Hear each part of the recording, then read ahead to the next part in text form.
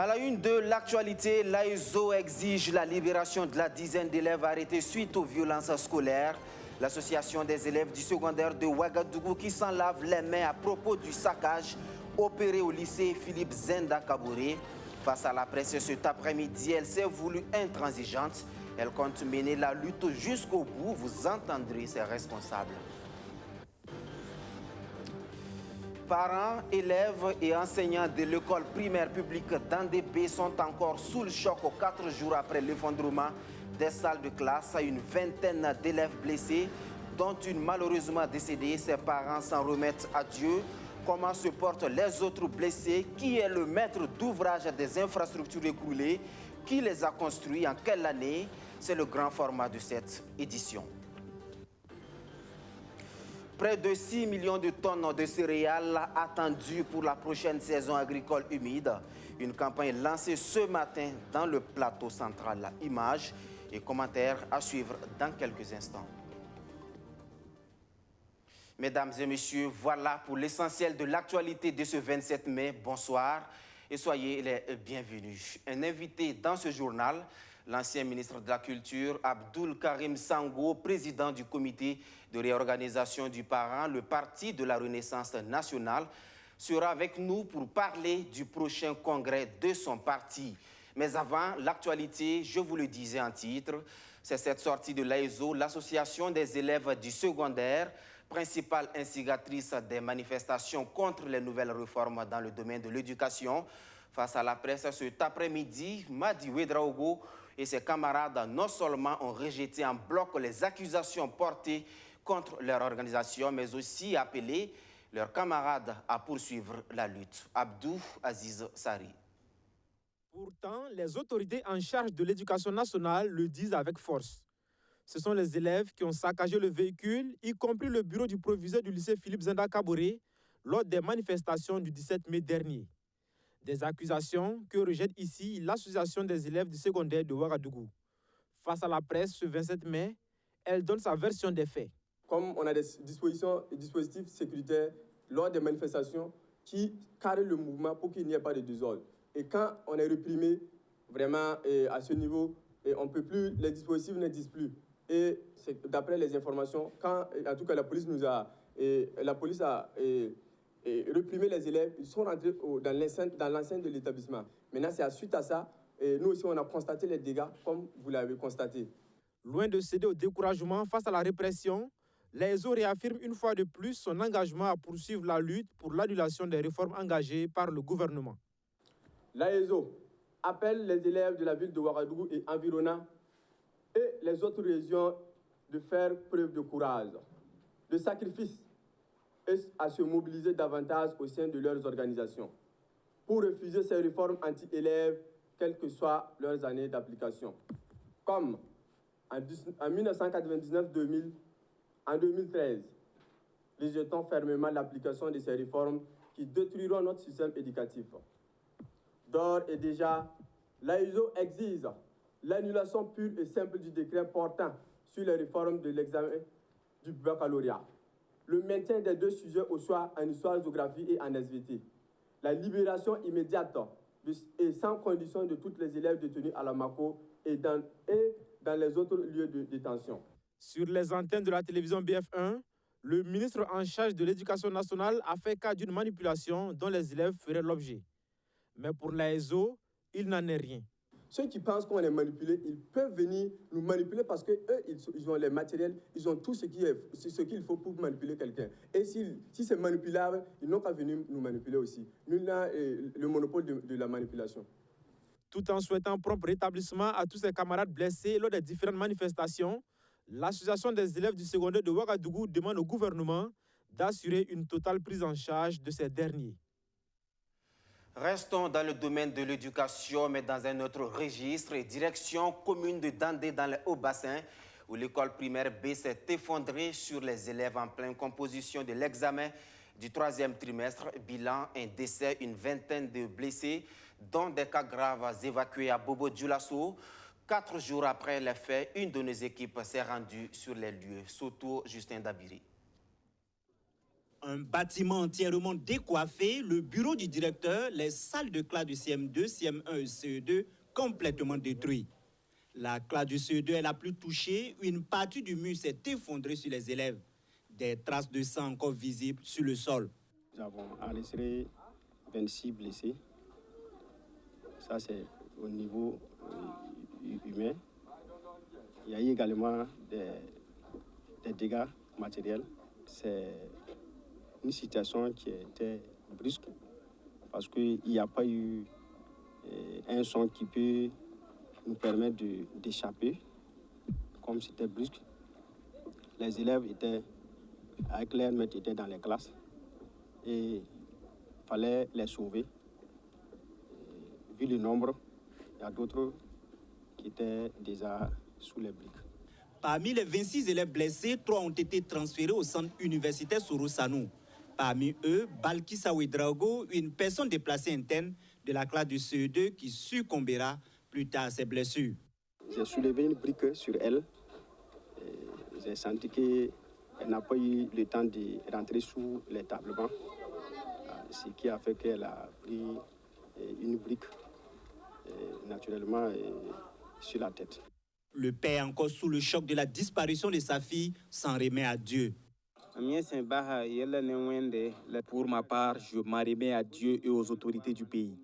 Tout ce que Dieu fait est bon et on n'y peut rien contre sa volonté.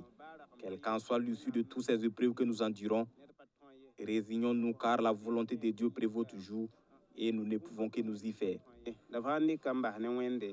Aux dernières nouvelles, la vie de tous les autres élèves blessés serait hors de danger. Ceux qui ont regagné leur domicile et que nous avons rencontrés sont encore sous le choc.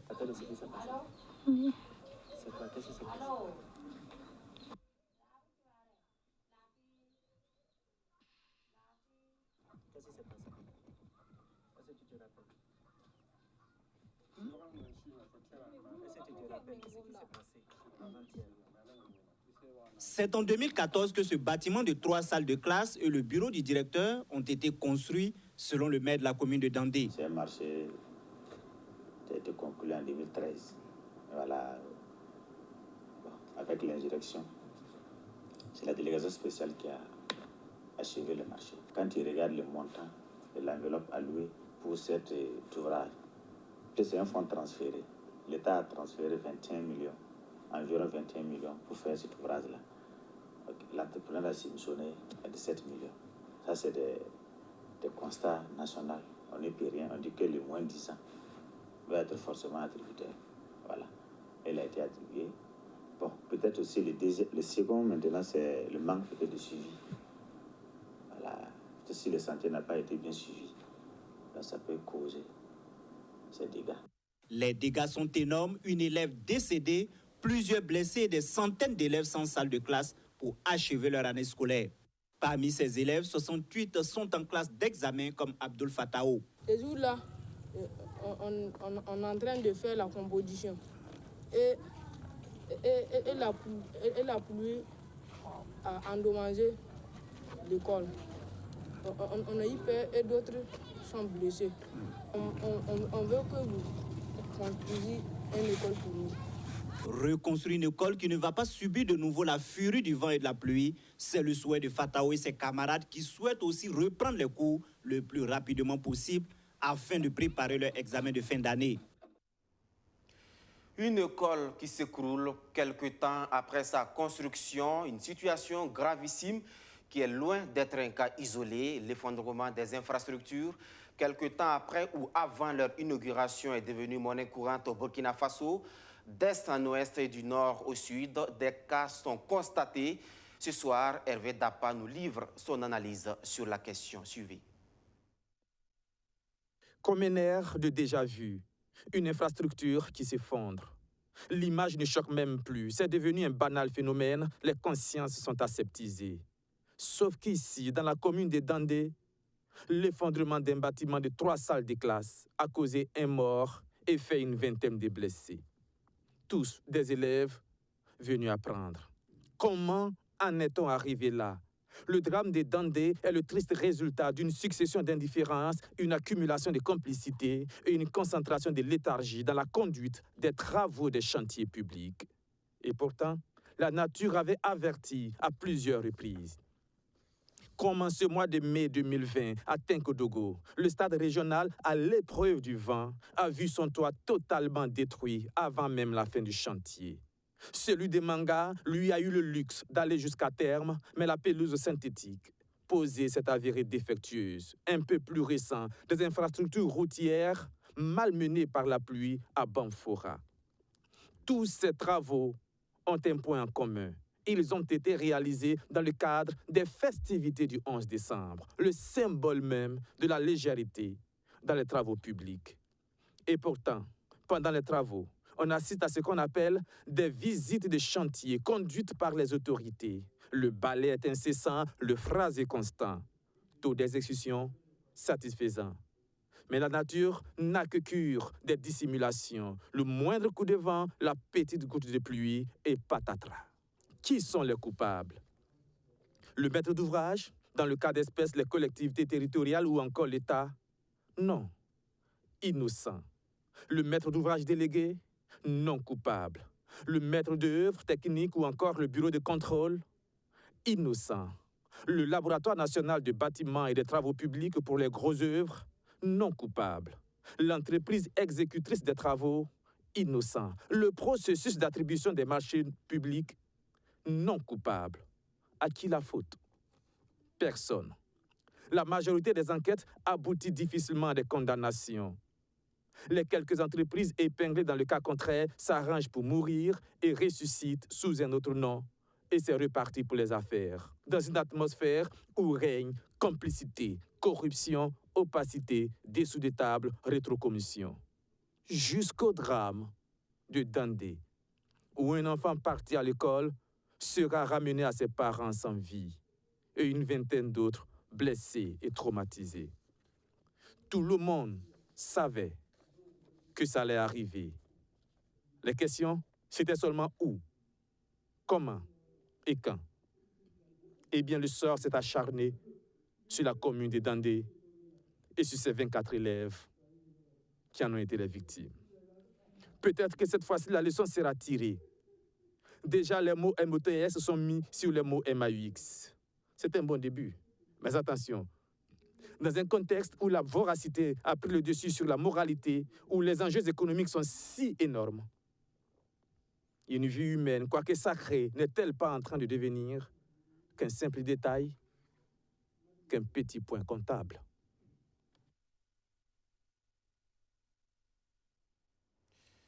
Retour sur ce plateau avec notre invité du jour, Abdoul Karim Sangou, est avec nous. Bonsoir. Bonsoir. Monsieur Sangou, bonsoir. Merci d'avoir accepté notre invitation. Merci de nous avoir conviés sur votre plateau. Alors, on le sait, vous êtes tenu à un droit, à un devoir de réserve parce que vous venez à peine de quitter le gouvernement, mais j'ai bien envie de vous faire réagir à ce reportage que vous venez de suivre. C'est quand même une situation critique. Absolument critique. C'est triste que des élèves perdent la vie du fait de l'irresponsabilité de certains acteurs qui, dans le processus de réalisation des ouvrages publics,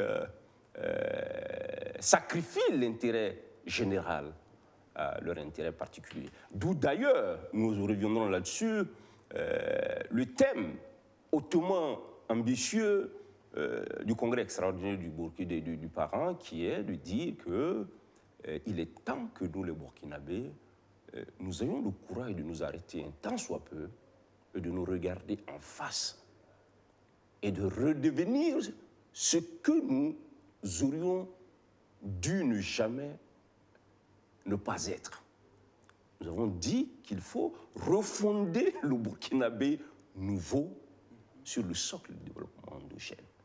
Le professeur Laurent Gbado a coutume de dire que le Burkinabé a trahi le voltaïque.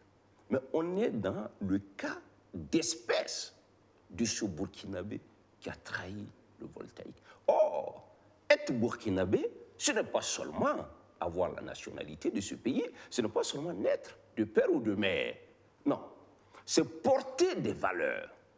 Il s'agit ici d'une absence totale de valeurs dans l'exécution d'un investissement public. Mais c'est simple. Vous savez, j'ai écouté mon collègue, mon ancien collègue, disons, pour être plus précis, le ministre de l'Éducation nationale, parce qu'il y a un sérieux problème de compétences dans l'exécution des ouvrages. Plus on part de l'État vers ce qu'on appelle les collectivités locales. Mais il faut simplement, face à cette situation, j'ai dit dans un groupe de discussion qu'il faut, pour donner l'exemple, premièrement, une entreprise comme ça, il faut la blacklister pour au moins 5 ans. C'est-à-dire qu'une telle entreprise doit être exclue de participer à l'exécution de tout marché public, que ce soit directement ou indirectement. Parce que la difficulté, c'est que ces mêmes gens trouveront des astuces pour revenir autrement. C'est ça, ça a été clairement dit par Hervé. Mais avec de la volonté, avec de la rigueur, on peut toujours les identifier. Deuxième élément, il faut publier dans les journaux les noms et prénoms des propriétaires de ces entreprises. Comme ça, ils seront qui se cachent derrière les entreprises. Troisièmement, puisque ici, il y a eu mort d'homme, on est dans l'hypothèse de ce qu'on appelle en droit un cas d'homicide, mais un cas d'homicide involontaire. Il faut donc une procédure judiciaire au plan pénal afin de faire arrêter et emprisonner les auteurs de cela. Pour terminer, je pense qu'il faut progressivement abandonner la culture de la perception des commissions indues. Parce que, évidemment, si vous me donnez 50 millions pour réaliser un ouvrage public, et puis dans le processus, des individus tapis dans l'ombre, qui n'apportent rien dans le processus, parce qu'ils ont signé des papiers, si eux doivent prendre au moins 10, 20, 30% là-dedans, évidemment, finalement, l'entrepreneur, vous voulez quoi? Mais l'enquête judiciaire, et c'est là que la justice doit nous aider. Le procureur, même un dossier comme ça, il n'a même plus besoin d'attendre qu'on porte plainte. Il s'en saisit directement, il convoque les individus, il mène une enquête, on situe les responsabilités jusqu'au là où il faut. Vous allez voir, si on fait ça avec 1, 2, 3 personnes, on va tous redevenir des Burkinabés, donc des hommes intègres. D'accord, on aura compris, monsieur le ministre.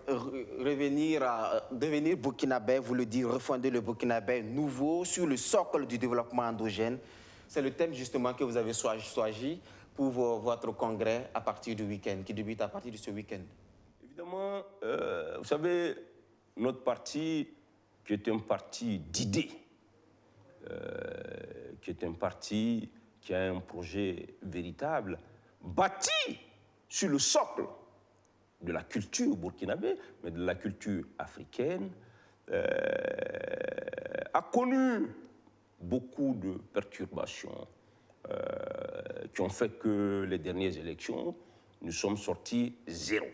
Justement, après la débâcle aux élections, est-ce qu'on peut dire aujourd'hui que le parent tente de renaître de ses cendres?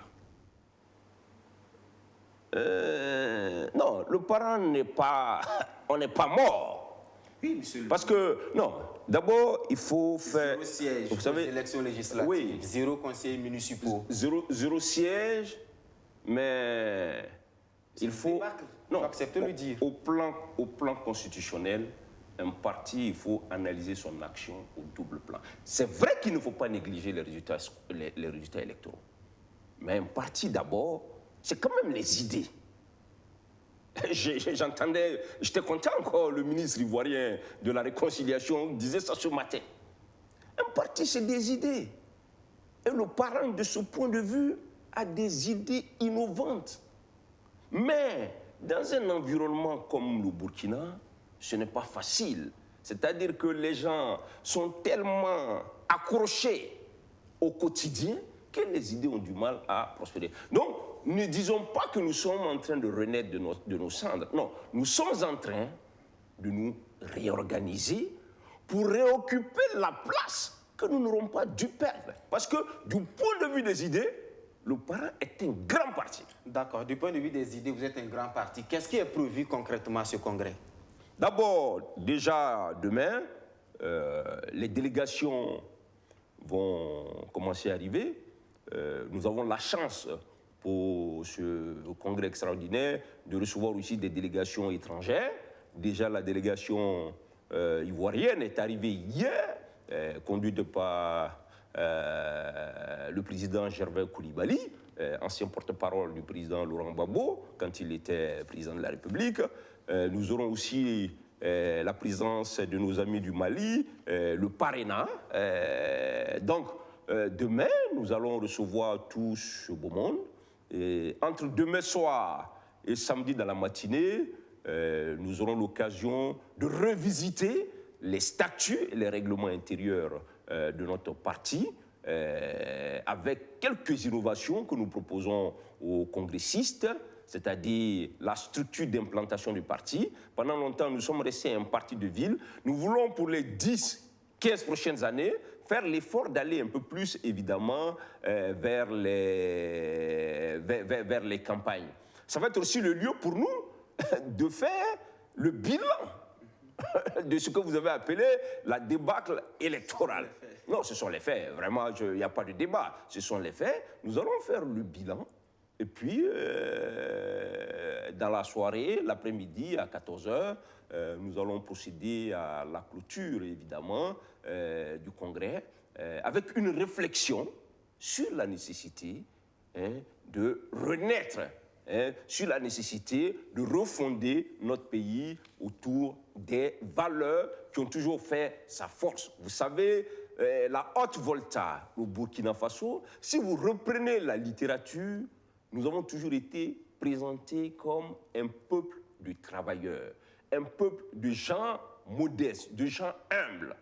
Et ça, ce sont des vertus qui peuvent nous permettre d'anticiper sur le développement. Un peuple solidaire, un peuple résilient en dépit de ce qui semble être des difficultés que le climat nous a opposées. Voilà, donc nous allons réfléchir un peu autour de tout cela et ça va être l'occasion aussi de présenter évidemment publiquement le nouveau bureau qui aura le mandat maintenant de reconstruire le parti en attendant les prochaines élections municipales prévues en 2022. Merci beaucoup, Monsieur le Président du comité de réorganisation du parent. C'était donc Abdoul Karim Sango, président du comité de réorganisation du parent, le parti de la Renaissance nationale. Vous restez donc avec nous pour la suite de ce journal. À quoi va ressembler la saison agricole 2021? Quelle sera la tendance du cumul pluviométrique cette année? Y a-t-il des risques d'inondation? Toutes ces questions ont été répondues par les experts de l'ANAM, l'Agence nationale de la météorologie, qui a été fidèle à ses habitudes à chaque début de saison pluvieuse. Elle présente les résultats des prévisions saisonnières afin de permettre aux populations de prendre des mesures idoines de protection et aux paysans de s'adapter afin de sauver et d'améliorer leur rendement. Plus de détails avec Mamounata Kabouri. Selon les résultats d'études prévisionnelles de la saison pluvieuse 2021, la campagne agricole s'installera sur l'ensemble du territoire national de manière normale à tendance précoce.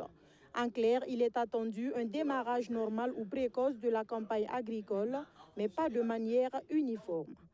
Pour la zone soudanienne du pays, les dates de début de semis est du 11 au 31 mai. Pour ceux qui sont dans la zone soudano-sahélienne, le démarrage de la saison, c'est du 1er au 20 juin.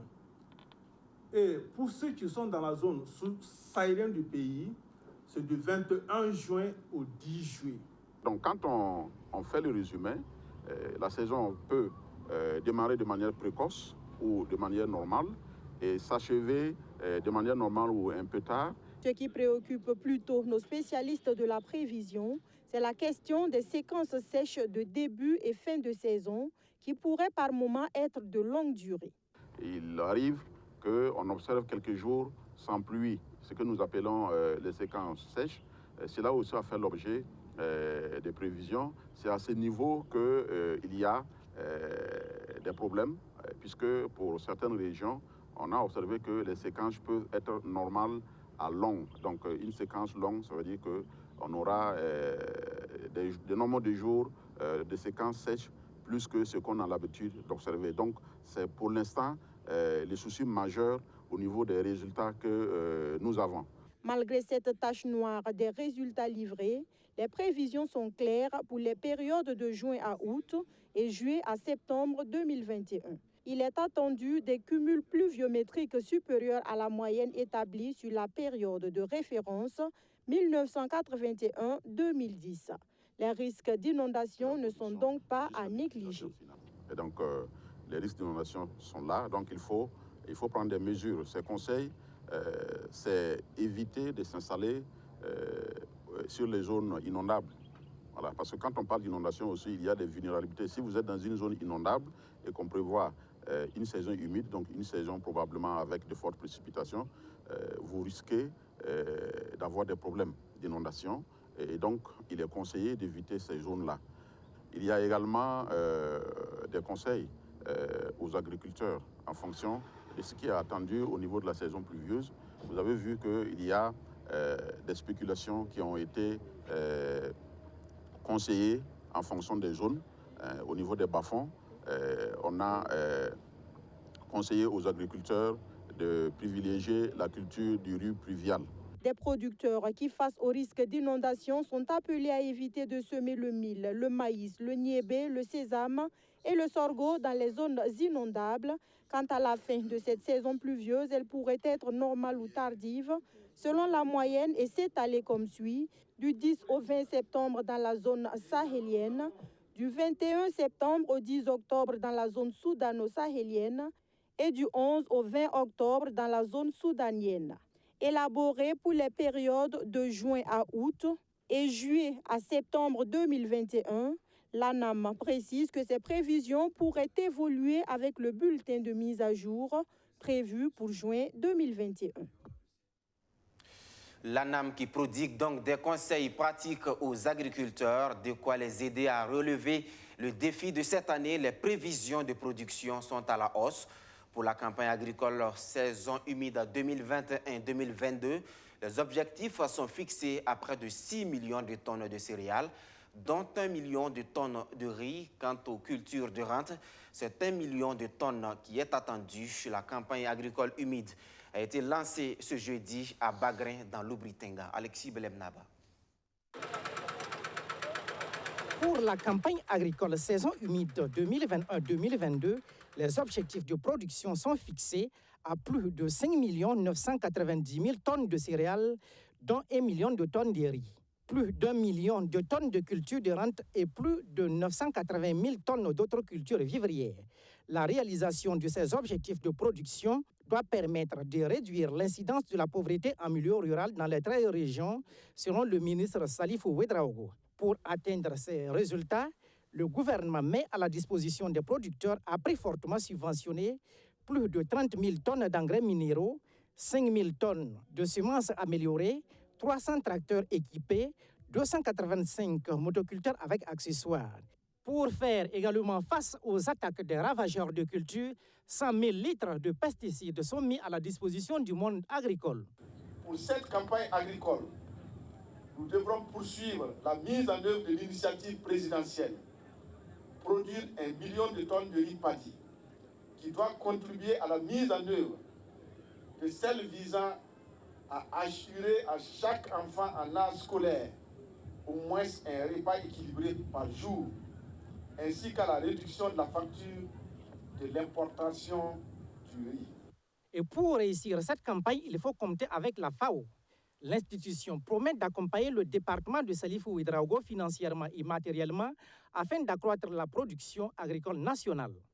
La FAO, en tant que partenaire technique non bailleur, apportera une contribution modeste de 630 millions de francs CFA pour permettre à la disposition du gouvernement, au profit des productrices et producteurs, 4 054 tonnes de semences céréalières, 52 995 tonnes de semences de niébé, 315 200 tonnes d'engrais minéraux, 406 250 tonnes d'engrais organiques, ainsi que plusieurs équipements agricoles.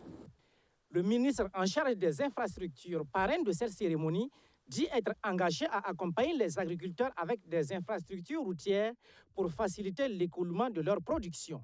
Je voudrais assurer à mon collègue qui représente le Premier ministre ce matin, mais également lui assurer en tant que ministre de l'Agriculture de la détermination du ministère des Infrastructures et du Désenclavement d'accompagner son département, d'accompagner nos producteurs avec des pistes rurales, avec des routes bitumées, pour permettre à nos producteurs, une fois qu'ils ont produit, de pouvoir évacuer leur production vers les marchés et vers les usines de transformation.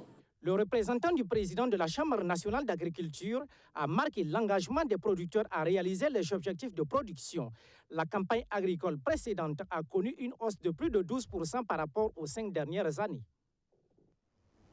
Une hausse de la production agricole rendue possible grâce au concours de l'ensemble des acteurs, dont la République de Chine, Pékin, qui accompagne notre pays dans le domaine de l'agriculture, de l'éducation, de la santé et bien d'autres secteurs. Le rétablissement des relations diplomatiques entre Ouagadougou et Pékin à 3 ans, un anniversaire célébré ce mercredi. Les temps forts avec Mamounata Kabouri. 26 mai 2019, le Burkina Faso retournait à ses anciens amours. La République de Chine est le pays des hommes intègres. C'est maintenant une nouvelle histoire d'amour vieille de 3 ans. 3 années de présence aux côtés du Burkina Faso, marquées par une dure labeur sur différents chantiers de développement. À cette date anniversaire, l'ambassadeur de Chine au Burkina Faso s'en souvient et se félicite des réalisations du peuple chinois au Burkina Faso, notamment dans les domaines de l'éducation et de la santé. Les 113 complexes scolaires dont la construction a été financée par la Chine ont été entièrement achevés et sont déjà au service des enseignants et des élèves. Face à la pandémie de la Covid-19 qui a sévi dans le monde entier, les deux peuples sont restés unis et se sont montrés solidaires. Nous avons amené par vols spéciaux plus d'1 million de masques, d'une dizaine de milliers de combinaisons de protection, d'une vingtaine de milliers de tests de réactifs PCR, d'une centaine de respirateurs et de machines à oxygène. Nous avons également financé les travaux de réhabilitation de 2 bâtiments d'isolement au CHU Kialkato-Ouedraogo. La coopération sino-burkinabé, c'est également le volet commercial. Une coopération fructueuse qui témoigne de la bonne santé de l'axe Pékin-Ouagadougou. En 2020, nous avons officiellement lancé le mécanisme d'exonération des frais de douane pour 97% des produits burkinabés en exportation vers la Chine. Selon les chiffres de 2020, le volume des échanges commerciaux entre la Chine et le Burkina Faso a atteint 400 millions de dollars, soit une augmentation de 24,5% par rapport à l'année précédente, et qui marque un nouveau record dans l'histoire.